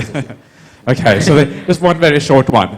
And this was one of the monks in our monastery in Serpentine. Ini ceritanya sangat singkat. Salah satu biku kami di Serpentine. And he went to the post office to get his passport. Lalu dia pergi ke kantor pos untuk mengurus paspor ya. Mendapatkan paspornya. And he had a check with him that was written out for $250, which was to pay for the passport. Jadi dia punya bawa cek yang tulisannya $250 untuk bayar paspor itu. And then the man behind the counter, and this was an ordinary Australian man, right? He is not a Buddhist. He doesn't know anything about Buddhism. Just an ordinary Australian man. Lalu orang yang melayani adalah orang Australia biasa, bukan umat Buddha. And he said to this monk, "Sorry, we are not able to accept checks anymore." Lalu dia mengatakan kepada biku nih, maaf, kami di sini tidak bisa terima cek lagi. And this monk said okay, and he was just about to walk out of the door. And then this Australian man said to him, "Wait, I will pay for you instead." Lalu, tapi baru saja biku ini mau pergi, oke, saya pergi. Ternyata orang ini yang bukan Buddhis bilang, tunggu, biar saya yang bayarin buat kamu. Right, you can pay me back later on if you want. There's no urgency. Whenever you come back, you can maybe pay me back. He didn't know this monk. He had no idea who he was. And $250 is a large amount of money. He said, "I will just pay for you." Saya akan bayarkan buat Anda dulu, Anda boleh bayarkan kembali nanti kapan aja Anda mau. Padahal dia tidak kenal sama biku atau bante ini, dia juga, dan uang $250 itu juga uang yang cukup besar jumlahnya. And these are the beautiful things that happen in life when you are a monk and you see so much goodness and so much kindness in the world. Dan inilah banyak dari hal-hal yang indah yang terjadi kalau Anda melihat sebagai seorang biku dan di seluruh dunia, Anda kalau bepergian seluruh dunia Anda melihat begitu banyak hal-hal yang baik. So remember that. Don't just watch the news. If you watch the news every night, you can start crying every day, right? Jadi tolong ingat hal-hal yang baik itu, sebab kalau Anda nonton berita tiap hari, Anda bisa nangis. Remember the good stories. Tell each other the good stories, because there are so many good stories out there. And remind each other of all the goodness. When you hear something nice, tell it to all your friends, right? Come up here and get the microphone and tell everyone. Jadi ingatlah cerita yang baik-baik, saling ceritain itu cerita yang baik-baik. Kalau Anda dengar cerita yang baik-baik, Anda langsung ambil mikrofon, kasih tahu ke semua orang tentang cerita yang baik-baik. And then you are spreading happiness, you are spreading inspiration, and you are creating goodness in the world if you do that. Dengan gitu Anda menyebarkan kebahagiaan dan menciptakan kebahagiaan dan kepada seluruh dunia. Itu yang Anda lakukan. It is difficult to be good, and the more support we get in this way, the more powerful it becomes. Sebab sulit untuk bisa jadi orang yang baik. Dengan begitu kita bisa saling membantu, mendorong untuk bisa jadi baik bersama-sama. So this is Buddhism. What is the title again? Buddhism in the modern world. Jadi inilah agama Buddha di zaman modern, ya. Sama-sama, right? More of the same. Ya. Ya. Saya ingin bertanya. Banyak dari orang Chinese beragama Buddha yang mempunyai tradisi menyembah dewa langit atau dewa-dewa lain. Mereka menyembah dan meminta sesuatu kepada dewa-dewa. Apakah pandangan yang benar menurut agama Buddha? Thanks a lot. Yeah, God worshipping. Okay, so should you worship the devas or not? That's the question. I think something like that. Jadi pertanyaan adalah apakah Anda mesti menyembah dewa-dewa atau tidak? So I think there's two different ways of looking at the world. One way of looking at the world is to ask for things from outside of yourself. Jadi ada dua cara untuk memandang dunia ini. Yang pertama adalah meminta hal-hal dari luar untuk Anda sendiri. And if you ask for things from outside of yourself, there is no end to that kind of desire, right? Tapi kalau namanya keinginan untuk minta hal-hal dari luar untuk kebutuhan Anda sendiri, itu namanya tidak ada akhirnya. So the Buddha's understanding is that if you want to be happy, it is not enough to just ask for things. Actually, you have to do the opposite. You have to say, stop asking. Now is the time to look inwards instead. Jadi Buddha sebenarnya menyadari bahwa kalau kita meminta hal-hal dari luar itu tidak ada habisnya. Saatnya itu untuk bukan cuma meminta hal-hal dari luar, tapi untuk berhenti meminta, terus mulai melihat ke dalam batin. Ask yourself, when you have a desire in your mind or your heart, how do you feel when you have a desire? Tolong tanyakan kepada diri Anda sendiri, kalau Anda memiliki nafsu atau keinginan dalam hati Anda sendiri, apakah Anda bahagia? And how the way you feel like you are incomplete. You feel like there is a hole inside of you. You feel you're not a full person. Justru kalau Anda menginginkan sesuatu dari luar terus-menerus, itu Anda merasa tidak penuh, seperti ada lubang dalam dalam diri Anda itu, dan Anda merasa pengen diisi terus. It is the nature of desire that we want, because we want something more. It is the nature of desire that we don't feel complete. Makanya merupakan sifat alami dari namanya nafsu itu, karena kita kepengen lebih, maka tidak pernah kita tuh merasa utuh atau terpenuhi. But if instead of doing that, you look in a different direction, you look inwards, you do what is good in the world, you build up the happiness of the heart, and one day while you sit meditation, you have no desire at all, and you feel for the first time in your life, you feel complete, you feel like a whole person. All of this time you've been looking for feeling complete outside, and then you find it inside instead. Jadi ada juga cara lain memandang dunia adalah dengan tidak menginginkan hal-hal dari luar, tapi mulai menilik ke dalam batin, lalu Anda perlahan-lahan mulai melakukan hal yang baik, membangun kebahagiaan di dalam hati. Lalu suatu hari kalau Anda lagi duduk meditasi, Anda menyadari bahwa batin Anda tuh sudah penuh, udah terpenuhi. Nah, saat itu Anda baru merasa ini jalan yang benar, ini adalah kebahagiaan dibanding meminta hal-hal dari luar. This is one of the most powerful and most important aspects of meditation practice, is that suddenly you feel like a full human being. You've always been looking for things, never feeling satisfied. For the first time in your life, you feel complete. You feel that you have achieved, in a way, the purpose of life. Jadi ini adalah salah satu aspek penting dari latihan meditasi, bahwa Anda untuk pertama kali dalam hidup Anda merasa bahwa Anda adalah manusia yang utuh, sudah terpenuhi, dibanding selama ini dari dulu Anda mencari-cari sesuatu dari luar tapi tidak pernah merasa terpenuhi. So don't worship the gods outside. You know, before, long time ago, I used to worship Thor, right? Finished worshiping Thor. Now instead you worship the mind inside instead. Nah, jadi berhentilah memuja hal-hal di luar, seperti nenek moyang saya dulu senang memuja Thor gitu ya.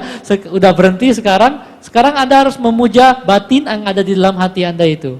So this is just part of looking for happiness in the right place. Jadi inilah di hati itulah tempat yang terbaik untuk mencari kebahagiaan. Okay.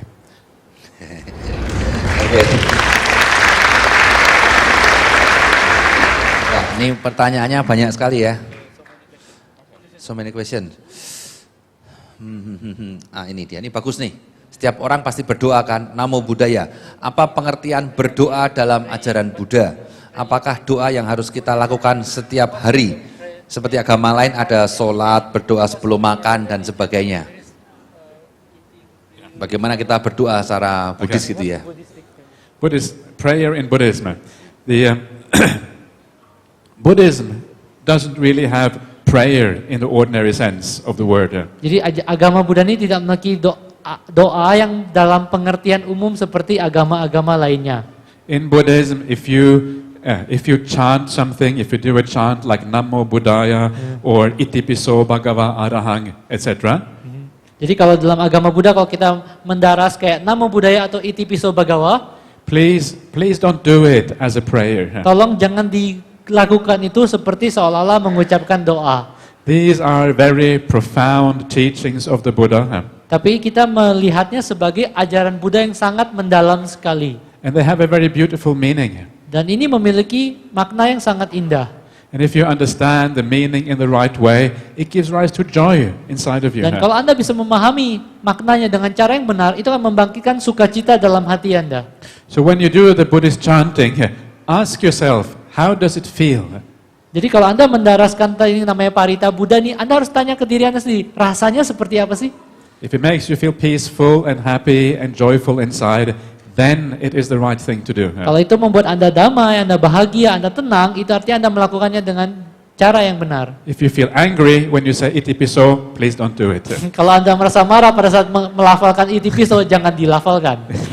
So it's all about what it means. And it's very beautiful. Iti piso bhagava arahang samma sambuddho vijja charana sampanno. If you understand, it's very beautiful and very profound. It talks about the qualities of the Buddha. This is one of the recollections that we do as Buddhists.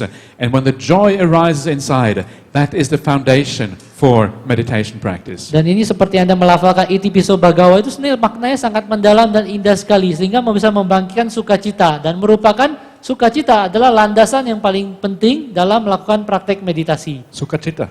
Ya, sukacita. Really happy mind. Yeah. Okay, very good. Acan bilang sukacitanya sama dengan bahasa Pali ya. Okay. Happy mind. Happy mind. So yeah. So this, and remember this: there is no in Buddhism there is no real meditation without the joy in the heart. Jadi ingatlah tidak ada praktek meditasi tulen dalam agama Buddha tanpa ada sukacita dalam hati. And then meditation, if you have joy in the heart, meditation is so easy, right? You just sit back and you just wait, and the joy is there. It becomes very profound and very beautiful very quickly. Sebab kalau udah ada sukacita dalam buat batin, meditasi itu jadi sangat mudah. Anda tinggal tunggu aja, asal ada sukacita, maka meditasi akan jadi sangat mendalam dengan sendirinya. So that is the Buddhist prayer. Dan itulah yang disebut dengan doa dalam agama Buddha. Ya, seru ya. Oke, langsung nih. Yang ingin saya tanyakan, bagaimana mempertahankan cinta kasih tanpa pilih kasih pada saat kita sedang marah atau kondisi tidak memungkinkan, bahkan kepada orang yang tidak suka kepada kita atau kita nggak suka kepada dia. Okay. So if you have, there is always going to be many difficult people in our lives. Jadi seperti yang Anda tahu akan ada banyak orang yang menyulitkan dalam hidup kita. And the way to deal with people who are difficult is to understand in a different way. Jadi cara untuk menangani orang-orang sulit itu adalah dengan memahami dengan cara yang berbeda. So there's many things you can do. One of the things, this is described in the suttas. This is a teaching by Venerable Sariputta, the Buddha's right-hand monk. Jadi ada salah satu dalam sutta, ajaran dari Biku Sariputta, salah satu dari biku tangan kanannya Buddha sendiri. And when somebody is difficult, remember everybody is a very complex personality, right? People usually have bad qualities, but they also have good qualities. Jadi kalau ada orang yang menyulitkan, ingat bahwa namanya orang itu merupakan kepribadian yang sangat rumit. Ada sisi positif, ada sisi negatif. Jadi pada saat itu ingat sisi yang positif. So if somebody is very difficult, ask yourself if they also have some good qualities. Jadi kalau orang itu memang sangat menyulitkan, tolong tanya diri sendiri apakah orang ini memiliki kualitas yang baik. And then focus on those good qualities and build them up. Lalu pusatkanlah ke sifat-sifat baik orang itu, lalu kembangkan. And say to yourself, isn't it amazing that they have all these good qualities? Lalu katakan kepada diri Anda sendiri, bukankah menakjubkan orang ini punya sifat baik yang seperti ini? We live in a difficult world. It is not so strange that people have bad qualities. It's natural that they have bad qualities, but here they have good qualities. Wow. Sebab di dunia ini kita hidup dengan begitu kondisi yang sulit, memang banyak orang memiliki sifat buruk, tapi orang ini punya sifat yang baik begitu. Wow, luar biasa. So you build up inside your mind, you build up the perception of the beautiful qualities, and then you focus on that. Jadi Anda membangun persepsi tentang citra kualitas yang baik dalam batin Anda, lalu Anda fokuskan ke yang baik itu. And when you focus on that, the anger disappears. Lalu saat Anda memfokuskan ke kualitas yang baik, kemarahan Anda akan menurun. This is method number 1. Method number 2. Itu metode nomor 1. Metode nomor 2. Sometimes there are people, they are so difficult, you cannot see anything good. Kadang-kadang Right? ada orang sangat super nyebelin, jadi kita nggak bisa lihat kualitas baiknya sama sekali. So what do you do then? Or what do you do then? This is also Venerable Sariputta teaching. Jadi waktu itu kita harus ngapain? Ini juga yang diajarkan oleh Bante Sariputta. He says that it is just as if you see a man who is very sick, and he's walking along the road. And when he's walking along the road, because he's so sick, he has no medicine. He has nobody to look after him. He doesn't have the right food. He doesn't have the right drink. And there's nobody to help him. Jadi seperti kalau kita melihat ada orang lagi sakit, lagi jalan di tengah jalan. Dan kita berpikir begitu lihat orang yang sakit nih, orang ini nggak punya makanan, nggak punya obat, nggak ada punya perawat, nggak ada punya tempat bernaung. So how do you feel if you see a person like that? A person who is so sick, and you know that if they won't get to see anybody who can help them, they will die. How do you feel? Jadi bagaimana rasanya kalau Anda melihat orang seperti itu dan Anda tahu bahwa kalau orang ini tidak mendapatkan hal-hal seperti yang tadi, makanan, obat, segala macam, mereka akan meninggal. Do you feel anger or do you feel compassion? Apakah Anda merasa marah atau malah kasihan? You feel compassion, right? Because it is not their fault that they are sick. They are sick for whatever reason. Jadi Anda akan merasakan kewelasan bukan terhadap orang itu sebab mereka sakit bukan karena kesalahan mereka tapi karena suatu kondisi tertentu. And Venerable Sariputta says it's exactly the same thing. If somebody does many bad things, they are moving towards suffering for themselves. Seperti Bhikkhu Sariputta mengatakan bahwa kalau orang banyak melakukan perbuatan buruk, mereka bergerak menuju duka. They are sick in the mind because they're causing suffering for themselves in the future. Mereka sebenarnya mengalami sakit batin dan malah menyebabkan duka untuk mereka di masa depan. Nobody wants to cause suffering for themselves, but because they are deluded and because they don't understand, they are creating bad karma which will lead to the long-term suffering for them. Tidak ada orang yang pengen menderita, tapi mereka karena mereka gelap batin, mereka malah menciptakan duka untuk masa depan mereka sendiri. So when you understand that somebody does not understand, that they are being stupid, that they are acting like the enemy towards themselves, then you can have compassion. Jadi kalau saat Anda melihat orang seperti itu bahwa mereka itu sebenarnya bodoh, belum mengerti, mereka menyebabkan kesulitan bagi diri mereka sendiri, saat itu Anda bisa merasakan welas asih kepada mereka. Okay, so this is some of the many other ways. That's a little bit to get you started. Jadi ini merupakan salah satu dari cara, ada banyak cara lain tapi dua ini cukup untuk Anda mulai. Good luck. Semoga beruntung. Ya, itu caranya ya.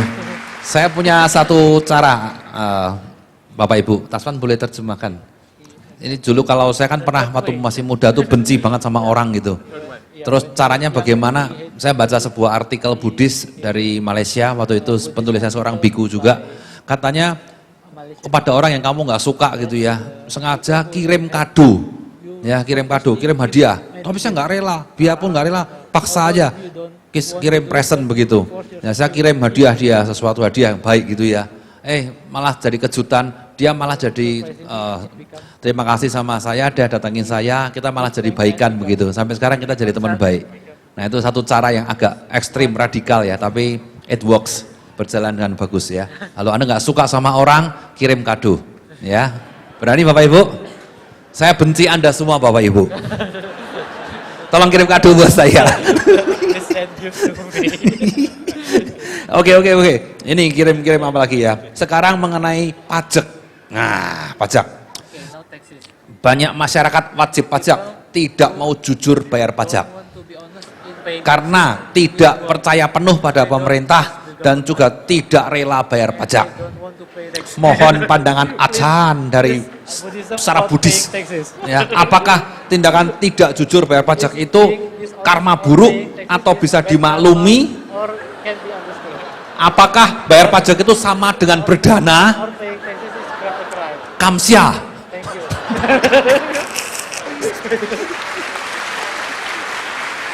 Wah, ini yang tanya orang pintar nih ya.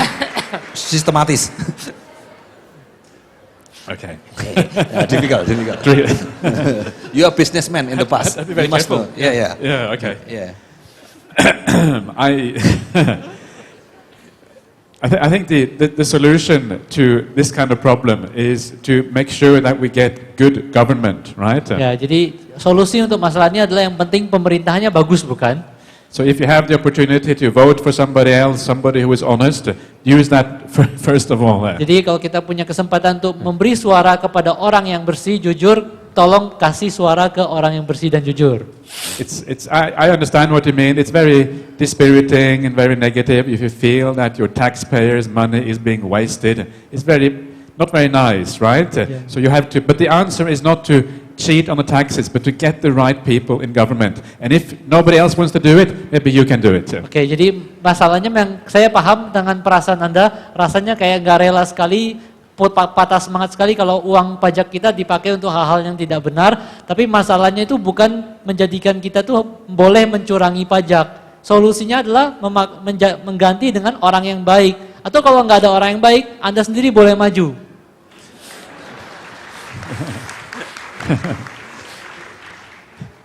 But remember that it's not just in Indonesia, it's everywhere in the world. People don't want to pay taxes. Ingat bahwa bukan cuma di Indonesia, seluruh dunia banyak orang tidak mau bayar pajak. And sometimes it's not because the government is bad, it's just that they are greedy, right? Jadi kadang-kadang bukan karena pemerintahnya buruk, tapi karena merekanya tamak. But remember that if we're going to have a society which functions properly, where you have good roads, where you have good schools, where you have hospitals, you need a certain amount of public money.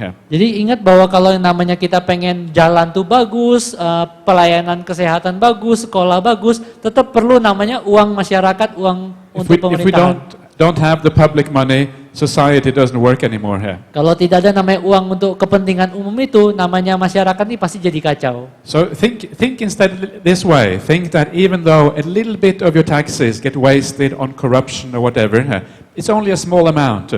Most of it probably still goes in the right place. Jadi tolong ingat dan berpikirnya seperti ini aja. Meskipun cuma sedikit, pikirnya seperti ini ya. Cuma sedikit uang saya yang dikorupsi, tapi banyak hal masuk ke kepentingan umum. So, difficult question, but anyway, that's all I have to say. Ya, tapi yang pertanyaan sulit, tapi saya cuma bisa jawab seperti ini. Ya. Sensitif ya. Ini ada yang menarik gitu ya. Saya sudah melakukan tanya jawab ribuan kali gitu ya. Sebentar. Tapi ada yang menarik begini. Saya tidak bisa jawabnya juga. Kenapa kalau kita bilang sadu itu 3 kali? Kenapa nggak lebih, nggak kurang? Why not more or less? Why 3? I don't know how to answer this. Ini harus ditanyakan nih, penting nih. Okay. You can say more if you want. You can say many times if you want to. Anda boleh mengucapin sebanyak yang Anda suka. But you can make sure it comes from the heart, right? When you say sadhu, come from the heart. Tapi pastikan kalau ngomong satu-satu itu munculnya dari lubuk hati. Ajahn Brahm always says, when you say sadhu, you should say sadhu, sadhu. Kalau sama Ajahn Brahm ngomong sadhu itu harus langsung sadhu. So you make it very happy and very, very good thing. Sehingga membuat sadhu-sadhu itu jadi sangat membahagiakan. But usually the reason why 3 times is Buddha, Dhamma, Sangha, right? Jadi 3 kali, kenapa? Karena Buddha, Dharma, dan Sangha. So everything in Buddhism 3 times. Jadi semua hal dalam agama Buddha tuh banyak yang 3 kali. If you don't want to do 3, do 9. Kalau Anda tidak mau 3, lakukan 9 kali. If you don't want to do 9, you can do, everything has to be 3, right? So Yeah. maybe 300 times. Jadi kalau Anda nggak mau 9, boleh 300 kali. So as long as it multiplied by 3, it's Selama kelipatan 3.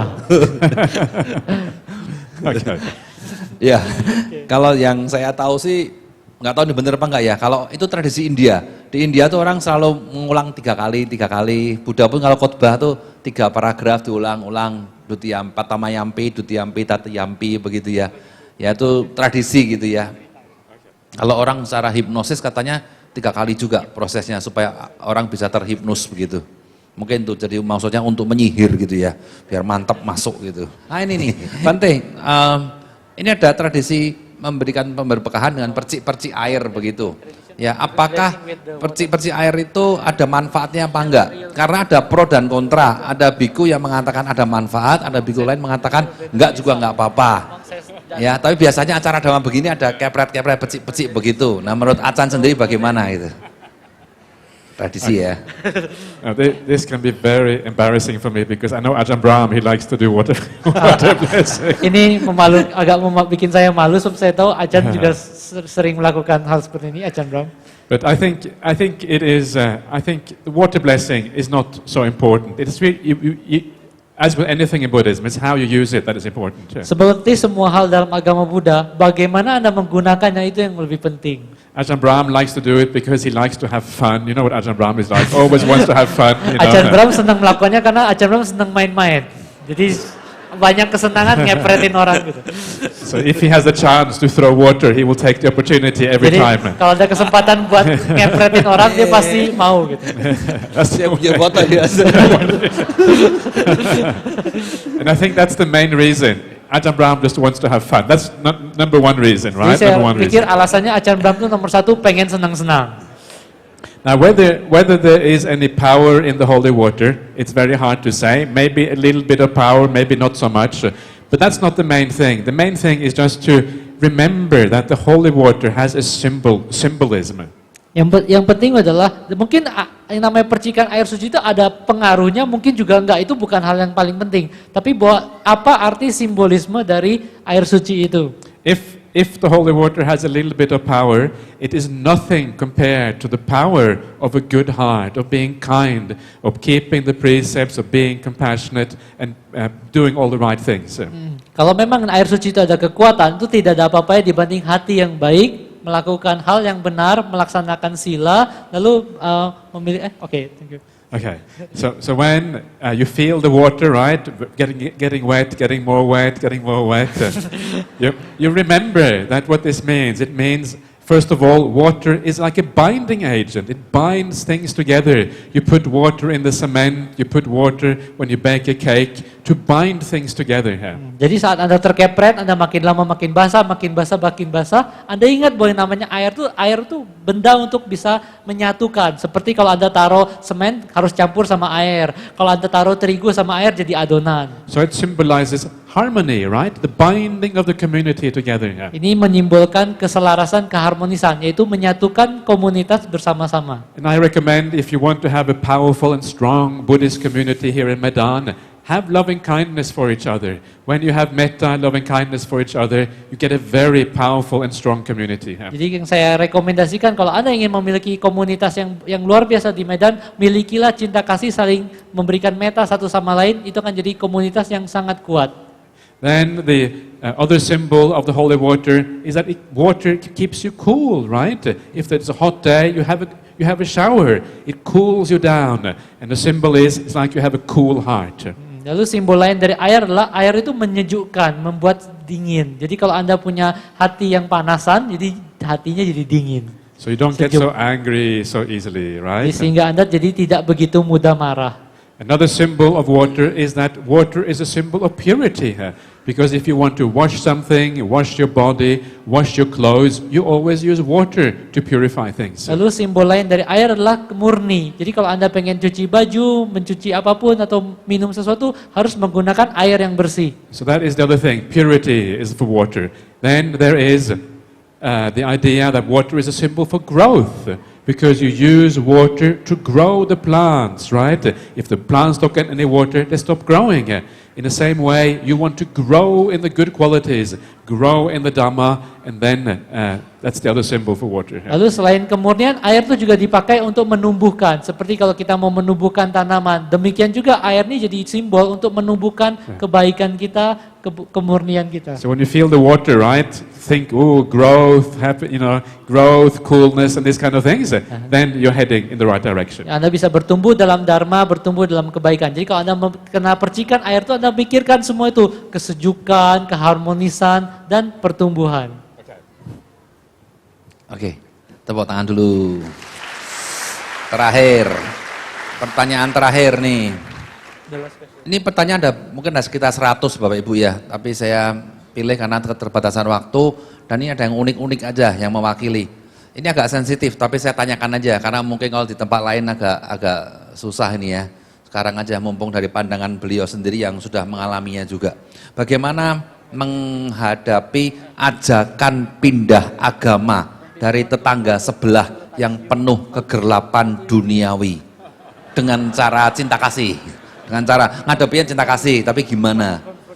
Beliau kan juga pindah agama toh, dari agama Viking tadi itu kemudian ke agama Dharma ini ya. Usually when people see me, they get very afraid and they run away straight away. Yeah. Kalau ada orang pengen misionari saya, justru biasanya mereka ketakutan, jadi mereka lari. Gitu.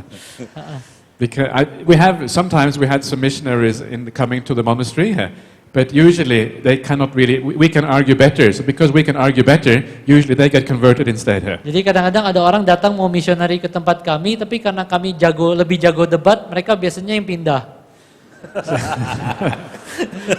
That's quite good.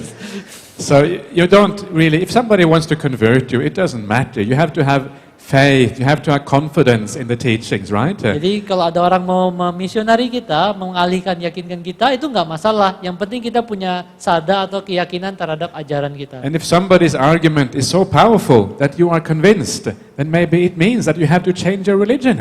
Jadi kalau memang pandangan debat orang tuh begitu beralasan, begitu mantap gitu ya, dan Anda merasa benar-benar mau pindah, mungkin ini waktunya Anda pindah agama. So this is one of the things about understanding the Buddha's teachings. I would recommend you all to try to understand the teachings of the Buddha as deeply as you possibly can. Dan ini salah satu aspek dari ajaran Buddha, saya merekomendasikan supaya Anda memahami ajaran Buddha itu sedalam mungkin.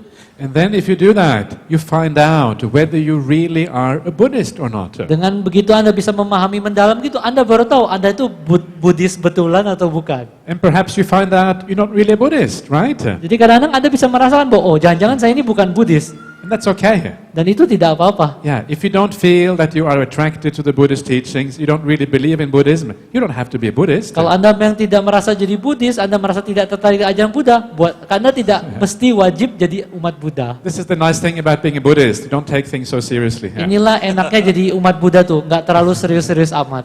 Yeah. So this is, it's important that we are honest, right? We have to be honest about things. And sometimes we are Buddhist just because our parents were Buddhist. We are Buddhist because somebody has whatever. But actually, it is more important to really follow your heart. Yang penting adalah kita tuh merasa jujur dengan diri kita. Sebab kadang kita jadi Buddhis karena orang tua kita Buddhis atau karena kondisi-kondisi yang lainnya. Yang penting sesungguhnya adalah benar-benar mengikuti hati kita itu seperti apa. So I think that anybody, for me, anybody who is, how should we put this? Anybody who really investigates the teachings and understand what they are about, I cannot see how they would not want to be a Buddhist. Sebenarnya kalau dari sisi sudut pandang saya, kalau orang itu betul-betul menyelidiki tentang ajaran Buddha ini, saya tidak punya alasan melihat bahwa kenapa mereka mau pindah. But regardless of that, as long as you live a good life, as long as you have a good heart, as long as you are generous and compassionate, it doesn't matter so much what you are, whether you call yourself a Christian, whether you call yourself an atheist, an agnostic, a Muslim, a Hindu, a Jew, whatever it is, it doesn't matter so much. Much more important is to do it well, right? Be kind, be generous, be compassionate. That is what really matters. Jadi tidak penting Anda tuh siapa, yang penting Anda tuh dermawan, Anda tuh welas asih, Anda tuh baik menjalani hidup Anda. Dengan begitu Anda bisa menyebut, tidak peduli Anda tuh mau Muslim, mau Kristen ya, mau Yahudi, mau agnostik, ateis atau siapapun. Yang penting Anda tuh harus ramah, dermawan dan welas asih. It is no point in being an armchair Buddhist. Today I am the armchair Buddhist. Jadi nggak ada gunanya jadi umat Buddha yang cuma duduk di kursi begini, kursi berlengan begini. There's no point in being an armchair Buddhist. The only real Buddhist, the only Buddhism that counts is the Buddhism of the heart. Jadi Buddhis yang sejati itu bukan Buddhis yang duduk malesan di kursi begini, tapi Buddhis yang hatinya Buddhis. So don't think too much. Don't discuss dependent origination too much. Get down to the real business. Jadi tolong jangan terlalu banyak teori tentang berdebat tentang teori Paticca Samuppada. Tolong langsung praktekkan aksinya. And then you will be okay. And then if somebody wants to convert you, because you know the teachings, because you know what you're doing, you can listen, and then you can say,